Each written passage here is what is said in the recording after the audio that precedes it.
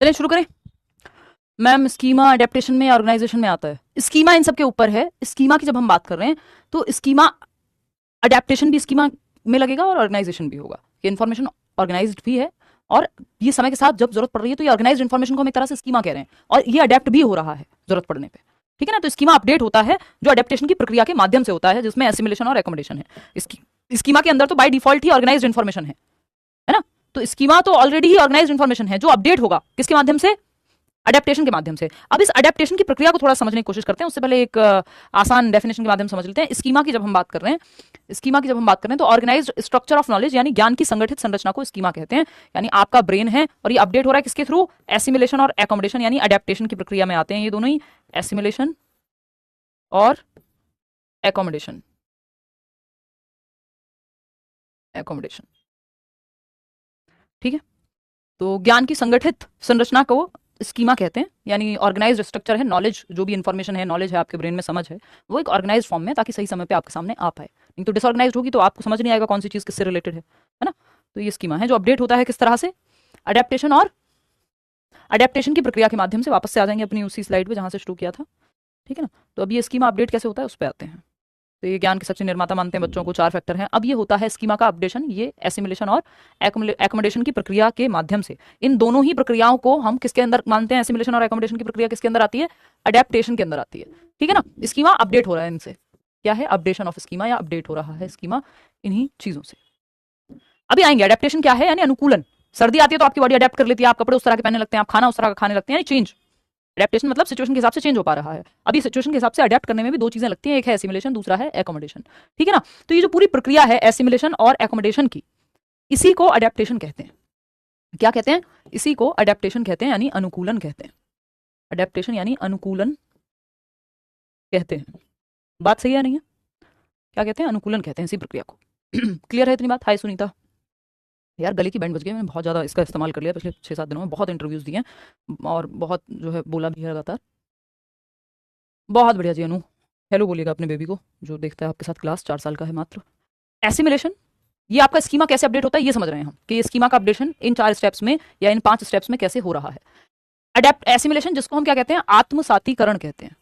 ओहो, आत्मसातीकरण कहते हैं, आत्मसातीकरण, अडेप्टेशन। ठीक है बात। अगर हम बात कर रहे हैं आत्मसात करने की, यानी आप अपने ब्रेन में या अपने स्कीमा में कुछ ऐड कर रहे हैं, प्रीवियस नॉलेज में, कुछ एग्जिस्टिंग नॉलेज में आपने कुछ नया ऐड किया है, इसको एसिमिलेशन कहते हैं। एकदम साधारण शब्दों में समझेंगे। एसिमिलेशन, एसिमिलेशन बोले तो आत्मसात करना, चीजों को आत्मसात करने की प्रक्रिया, आत्मसातीकरण। आत्मसात करना मतलब अपने ब्रेन में उसको ऐड कर लेना, है ना। आत्मा में आत्मसात कर लेना, अगर नॉर्मल हंसी मजाक की भाषा में कहें, यानी आपने अपने दिमाग में उसको सेट कर लिया है, ऐड कर लिया है। तो adding anything new into, adding new information, new information into your existing schema, to your existing schema. बात सही है। मतलब क्या है, या फिर इस एग्जिस्टिंग स्कीमा को आप प्रीवियस नॉलेज भी कह सकते हो, यानी पूर्व ज्ञान में या वर्तमान ज्ञान में जो आप जानते हैं उसमें कुछ ऐड करना, ये क्या हो जाएगा, एसिमिलेशन कहलाएगा। ठीक है इतनी बात। मतलब क्या हुआ इस बात का, आपको पता था दाल क्या होती है, आया हुआ सवाल है, दाल क्या होती है, लेंटिल्स बोल देते ना, मैं हिंदी में लिख देती हूँ दाल। आप जानते हैं दाल क्या है, आपको पता है कि चावल क्या होते हैं, या राइस। ठीक है, आपको दाल का पता है, आपको चावल का पता है, आप दोनों को मिक्स करके खाना सीख रहे हैं, मतलब आपने एसिमुलेट किया है। दाल पता था, चावल पता है, मिक्स करके खाना सीखा है, यानी एसिमुलेट किया है, एग्जिस्टिंग स्कीमा में कुछ नया ऐड किया है कि इन दोनों को मिक्स करके खा सकते हैं। ठीक है ना, कुछ एडजस्ट नहीं किया, कुछ नई चीज ऐड कर ली है ऑलरेडी स्कीमा में। बात सही है, कोई दिक्कत परेशानी इस बात को समझने में अगर है तो आप बता सकते हैं। क्या हो गया श्री, क्यों गुस्सा हो रही है मम्मी। स्लीप साइकिल बेटर हो गया मोनिका, अभी तो बस आज मैं ज्यादा सो गई हूँ क्योंकि कई दिनों की लगातार थकान थी। ठीक है ना।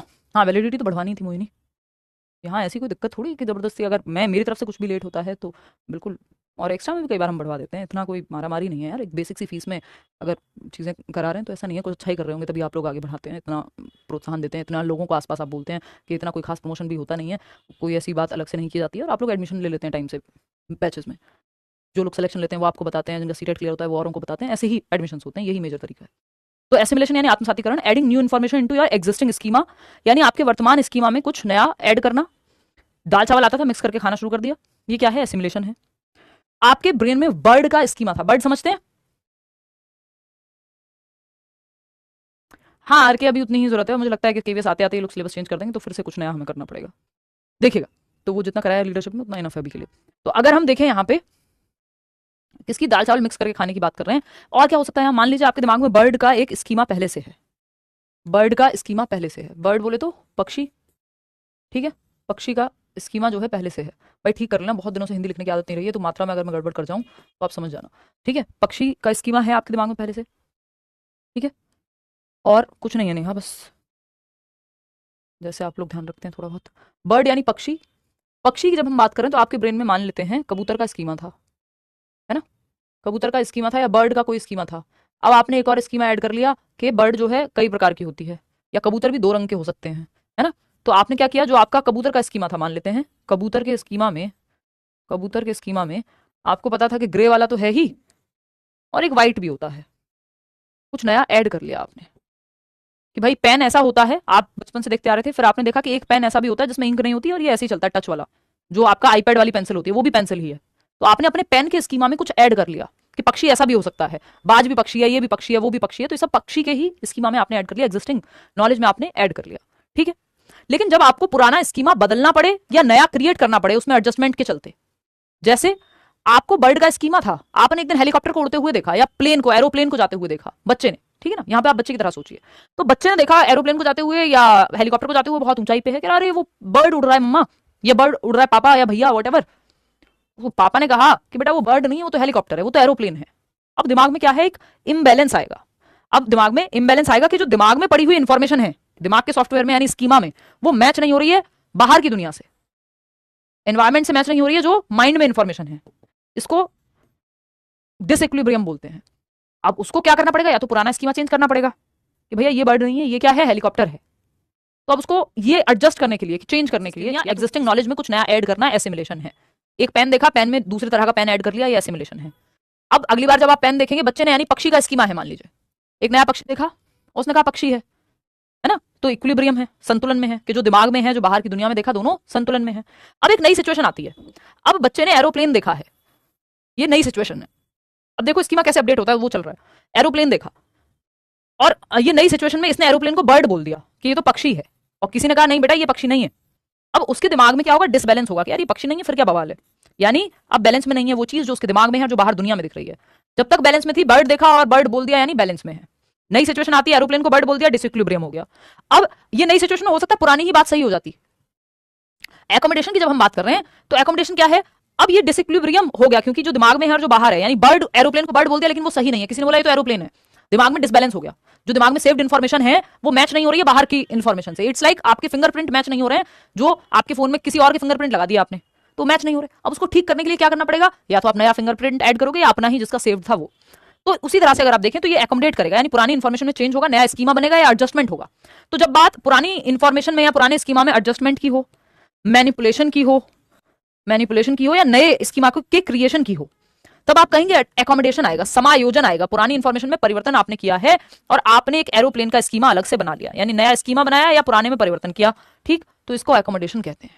जब कुछ नया ऐड कर लिया प्रीवियस स्कीमा में तो वो एसिमिलेशन है, एग्जिस्टिंग स्कीम में अगर कुछ ऐड कर लिया है तो। लेकिन अगर पुराने को चेंज किया है, नया स्कीमा ही बनाया है, तो वो एकोमोडेशन है। अपडेट तो दोनों ही केस में होगा, चाहे वो ऐड करना हो चाहे वो एकोमोडेट करना हो, स्कीमा में तो चेंज आया ही है दोनों ही प्रक्रियाओं के माध्यम से, ठीक है ना। ये वर्ड्स याद रखिएगा, जब एडजस्टमेंट की मैनिपुलेशन की बात होती है तो एकोमोडेशन, और जस्ट एग्जिस्ट ऐड किया है कुछ एग्जिस्टिंग नॉलेज में तो वो एसिमिलेशन है।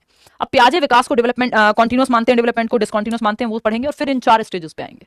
हाँ, वो काफी हद तक ऑफिशियल है 4 लेवल वाली बात, क्योंकि वो न्यूज़पेपर में आई है और उन्होंने कोट किया है वहां सीबीएसई के इसके सीटेट के डायरेक्टर को कि भाई इन्होंने ये बात कही है कि ऐसे ऐसे ये है, ठीक है। चलिए आज के लिए इतना ही रखते हैं, थैंक यू सो मच, आपका धन्यवाद। और मिलते हैं फ्राइडे, यानी फ्राइडे रक्षाबंधन तो नहीं है, लेट मी चेक, वेट है ना, हमारे पास समय है ना, समय सीटेट भी दिसंबर में ही होगा, अभी तो नहीं हो रहा और कोई ऐसा खास परिवर्तन इस बार नहीं होने वाला जो नजर आ रहा है इन लोग की बातों से।